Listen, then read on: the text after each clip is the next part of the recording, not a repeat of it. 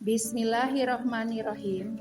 Assalamualaikum warahmatullahi wabarakatuh.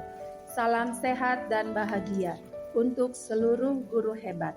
Kali ini bertemu lagi dengan saya di modul 1.4.A.6 demonstrasi kontekstual budaya positif. Perkenalkan, saya Cucu Sekarwiati, calon guru penggerak angkatan 6 dari SMA Negeri 1 Jalan Cagak, Kabupaten Subang. Dengan fasilitator Bapak Asep Irfan Ahdiar dan pengajar praktik Ibu Marlia Wati. Dalam modul 1.4 kita akan mempelajari budaya restitusi. Restitusi adalah proses menciptakan kondisi bagi murid untuk memperbaiki kesalahan mereka sehingga mereka bisa kembali pada kelompok mereka dengan karakter yang kuat. Gosen tahun 2004. Restitusi bukan untuk menebus kesalahan. Restitusi adalah sebuah tawaran dan paksaan. Restitusi fokus pada solusi dan dapat mengembalikan murid yang berbuat salah pada kelompoknya. Pada segitiga restitusi, metode memperbaiki kesalahan yang pertama menstabilkan identitas. Bagian dasar dari segitiga bertujuan untuk mengubah identitas anak dari orang yang gagal karena melakukan kesalahan menjadi orang yang sukses. Yang kedua, validasi tindakan yang salah. Setiap tindakan kita lakukan dengan suatu tujuan, yaitu memenuhi kebutuhan dasar. Kalau kita memahami kebutuhan dasar, apa yang mendasari sebuah tindakan, kita akan bisa menemukan cara-cara paling efektif untuk memenuhi kebutuhan tersebut. Strategi restitusi yang ketiga, menanyakan keyakinan. Teori kontrol menyatakan bahwa kita pada dasarnya termotivasi secara internal ketika identitas sukses telah tercapai. Langkah pertama, dan tingkah laku yang salah telah divalidasi. Langkah kedua, maka anak akan siap untuk dihubungkan dengan nilai-nilai yang dia percaya dan berpindah menjadi orang yang dia inginkan. Secara umum, inilah gambar segitiga restitusi bisa kita lihat bersama-sama dan pelajari bersama pada bagian ini. Selanjutnya, kita akan bersama-sama menyaksikan dua kasus yang berbeda dan cara mengatasinya dengan melakukan restitusi pada kasus pertama dan kasus kedua. Kasus pertama, Ica, murid SMA Negeri 1 Jalan Cagak.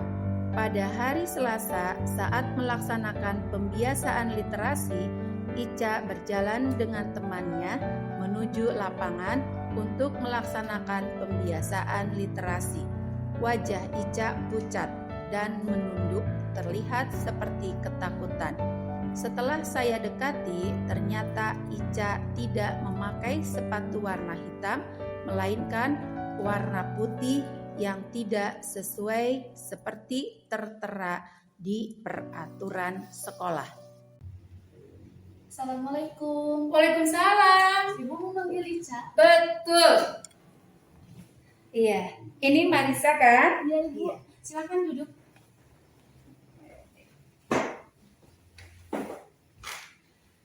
Marisa, apa kabar? Baik, Ibu. Oke. Ica mengerti tidak? Ica dipanggil sama ibu pada saat ini. Mengerti, Bu? Kenapa coba? Saya tidak memakai sepatu berwarna hitam. Oke. Mengapa Ica tidak memakai sepatu berwarna hitam pada hari ini? Tolong Ica ceritakan biar tidak merasa bersalah atau takut lagi. Dan itu pun mungkin yang Ica lakukan karena terdesak oleh keadaan. Betul kan, Ca? Iya, Bu. Begini, Bu, mengapa Ica memakai sepatu warna putih? Karena kemarin pada saat pulang sekolah hujan besar. sehingga sepatu yang Ica pakai basah, dan pas sampai pulang ke rumah, sepatu yang basah itu Ica cuci. Jadi sampai hari ini sepatunya belum kering. Apakah Ica tidak memiliki sepatu warna hitam yang lainnya? Tidak, Bu. Dan sepatu warna putih ini pun terpaksa Ica pakai daripada tidak sekolah. Sebenarnya Ica malu dan takut dihukum, Bu, karena melanggar tata tertib sekolah. Oke, baik Ca. Tidak apa-apa Ca. Kamu melakukan kesalahan ini pasti ada alasannya. Nah, Ica sudah bagus. Hari ini datang pagi-pagi ke sekolah. Berarti tidak terlambat. Hanya jangan memakai sepatu berwarna selain warna hitam. Ya kan? Iya, Bu. Oke. Kira-kira Ca, peraturan sekolah apa yang Ica langgar hari ini? Tidak memakai sepatu warna hitam, Bu. Berarti kalau Ica sudah tahu tidak memakai sepatu berwarna hitam, hari ini seharusnya bagaimana? Meminta maaf, melapor dan meminta izin ke guru piket untuk memakai sepatu berwarna putih. Bagus. Berarti Ica sudah paham kesalahan yang Ica buat. Ya. Nah, Ica masih ingatkah tentang keyakinan kelas yang kita buat? Masih, Bu. Oke, baik. Coba Ica sebutkan salah satu keyakinan kelas yang kita sepakati yang masih Ica ingat. Tidak boleh memakai sepatu berwarna selain warna hitam. Oke, baik. Selain tidak boleh memakai sepatu berwarna selain warna hitam, masih banyak keyakinan-keyakinan yang lain yang harus Ica perhatikan. Nah, agar Ica tetap memperhatikan keyakinan kelas, hal apa yang harus Ica lakukan? Meminta maaf dan tidak akan mengulang kembali melakukan kesalahan yang sama. Bagus. Ica siap untuk berubah ya? Siap, Bu. Oke. Terus memperhatikan keyakinan kelas yang telah disepakati bersama, dan Ica jangan merasa berkecil hati dipanggil sama ibu hari ini, karena ini adalah merupakan bentuk kasih sayang ibu kepada Ica. Tetap semangat dalam belajar agar menjadi murid yang disiplin dan bertanggung jawab serta jujur. Siap, Bu. Terima kasih Ica atas kejujurannya dan tanggung jawabnya. Maafkan Ica ya, Bu. Sama-sama Ica. Terima kasih Ica sudah memenuhi panggilan Ibu. Saat ini silakan Ica kembali ke kelas untuk melaksanakan pembelajaran seperti biasa. Terima kasih, Ibu. Iya, terima kasih Ica. Ica pamit ke kelas ya, Iya, Bu. sama-sama. Assalamualaikum. Salam. Kasus kedua. Arul, murid SMA Negeri 1 Jalan Cagak. Pada pergantian jam pelajaran saat saya keliling sekolah, kebetulan pada hari itu saya sedang piket. Saya melihat siswa menyelinap ke kamar mandi, lalu saya mengikuti dari belakang karena murid yang lain sedang belajar. Tiba-tiba ia mengeluarkan sebatang rokok dan korek api dari saku celananya. Saya biarkan ia menghisap rokoknya sebagian. Lalu saya tepuk pundaknya dari belakang. Arul kaget dan tertunduk malu karena ketahuan merokok. Dalam peraturan sekolah, murid tidak boleh merokok di lingkungan sekolah. Assalamualaikum. Waalaikumsalam. Ibu manggil saya? Oh iya. Iya. Arul kan? Iya, Bu. Iya, silakan duduk dulu. Silakan. Oke. Nasrul, apa kabar hari ini Nasrul? Alhamdulillah baik, Bu. Oke, sehat kan? Sehat. Iya. Arul, tahu tidak? Kenapa Arul ibu panggil ke sini? Tidak tahu, Bu. Emang ada apa ya? Arul tahu kan peraturan siswa SMA Negeri 1 Jalan Cagak ini? Tahu, Bu. Oke. Apa coba? Salah satunya tidak boleh merokok di lingkungan sekolah, Bu. Oke, betul loh. Nah, Arul merokok tidak hari ini? Tidak, Bu. Betul. Tidak, Bu. Arul merokok tidak hari ini. Iya, Bu. Arul merokok. Oke. Arul kan sudah tahu ya. Peraturannya kalau di sekolah ini murid tidak boleh merokok. Tapi kenapa Arul melakukannya? Ya, baik loh. Kalau memang sangat berberat hati untuk mengungkapkan alasannya, itu pasti ada alasannya, ya kan? Nah, sekarang coba Arul ceritakan sama ibu. Ibu ingin tahu alasan Arul mengapa tadi saat pergantian jam pelajaran Arul keluar kelas. Lalu Arul pergi ke kamar mandi dan ada apa di kamar mandi?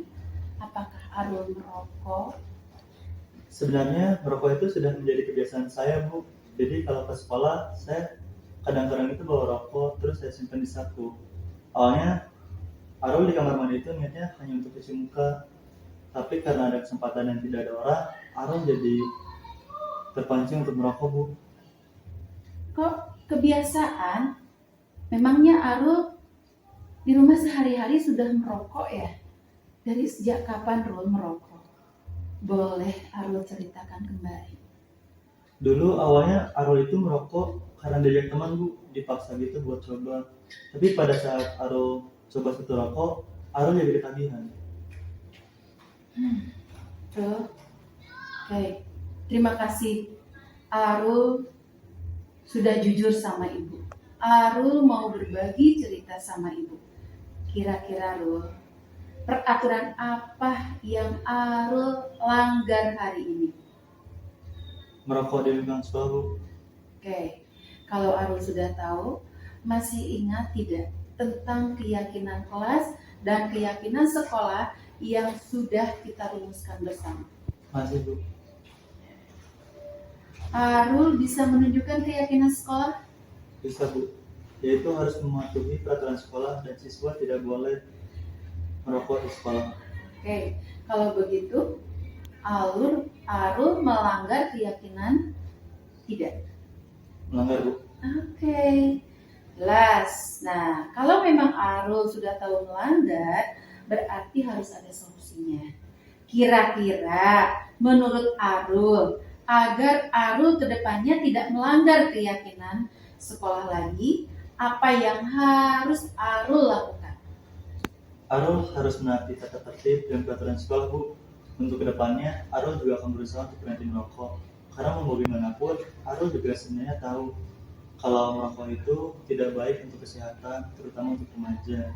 Karena merokok bagi remaja akan mengalami gejala seperti kurang fokus, sulit memahami pelajaran karena rendahnya daya tampung, dan juga kurang efektif pada saat belajar.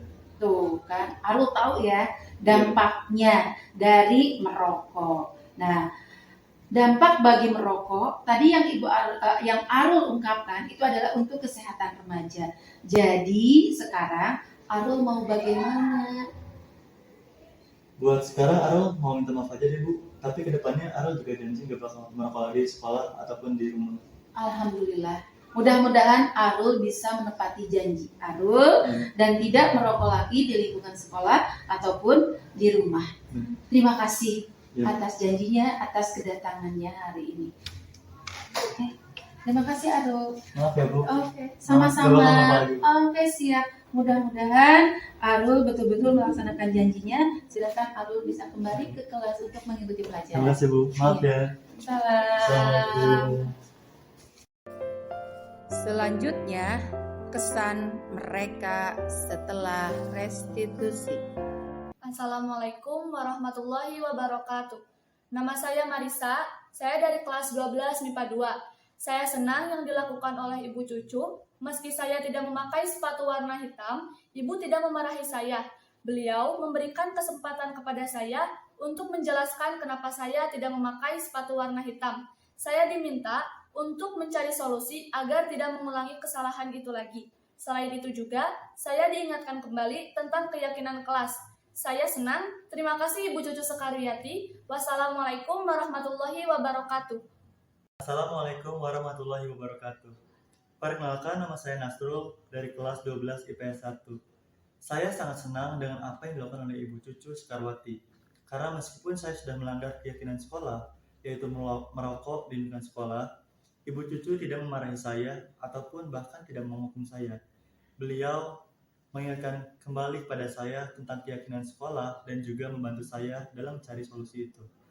Saya sangat senang sekali. Terima kasih Ibu Cucu Sekarwati. Wassalamualaikum warahmatullahi wabarakatuh. Demikian pemaparan modul 1.4 tentang demonstrasi kontekstual budaya positif. Terima kasih. Salam guru hebat. Bilai taufiq wal hidayah. Wassalamualaikum warahmatullahi wabarakatuh.